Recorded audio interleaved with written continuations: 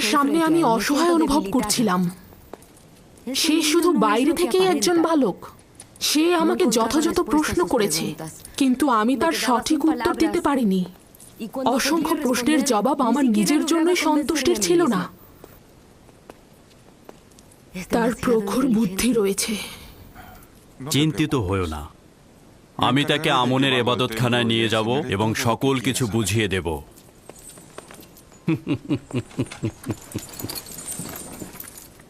আমি নিঃসন্দেহে বলছি, ও আমাকে আমন সম্পর্কে সন্দেহের বেড়াজালে আটকে ফেলেছে। তাহলে বলছো যে শিকারী তার নিজের ফাঁদে নিজেই আটকা পড়েছে। খাবার আসতে কত দূর? এমন খিদে পেয়েছে মনে হচ্ছে যেন একটা গোটা ভেড়া আমি একাই সাবার করে ফেলবো।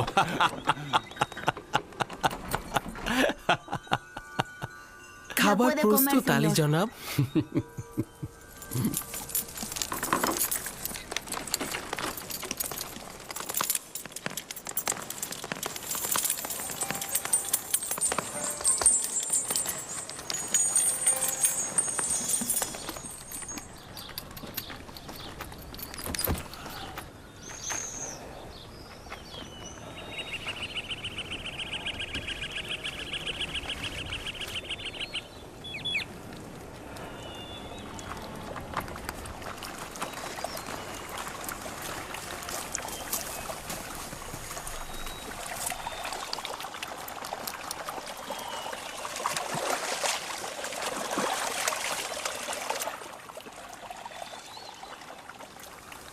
আব্বাজান কুঁড়ে ঘরটি তৈরি করে ফেলেছেন।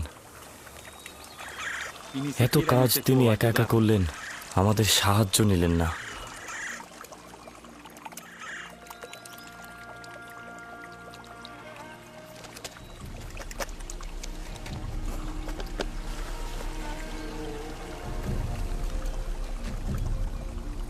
এটি আমার দুঃখ বেদনার কুঁড়ে ঘর। এটি সেই কুঁড়ে ঘর যেখানে আমি আমার বাকি জীবনটা কাটাবো আর আমার ইউসুফের জন্য দুঃখ বিলাপ করব। আর এই পথের অগ্রভাগে তার ফিরে আসার অপেক্ষায় থাকবো আমি। আব্বাজান, ইউসুফ কি সত্যি সত্যি ফিরে আসবে? বলুন না। অবশ্যই ফিরে আসবে দিনে, আর আমাদের উচিত ইউসুফের ফিরে আসার জন্য অপেক্ষা করে যাওয়া। আপনি কেন চেষ্টা করছেন না ইউসুফকে ভুলে যেতে? কি করে ভুলবো লিয়া? যদি জানতাম সে মারা গেছে তাহলে কিছুদিন বিলাপ করতাম, তারপর ভুলে যেতাম। কিন্তু এখন জানি না সে কোথায় আছে। অবিরাম নিজেকে প্রশ্ন করে যাচ্ছি সে কোথায় আছে, কেমন আছে আমার ইউসুফ। না জানি কোন বালা মুসিবতে আছে, ডাকাতের হাতে পড়েছে না দাস বিক্রেতাদের হাতে পড়ে গোলামি করছে সে এখন। তাকে কি গুনাহ স্পর্শ করেছে?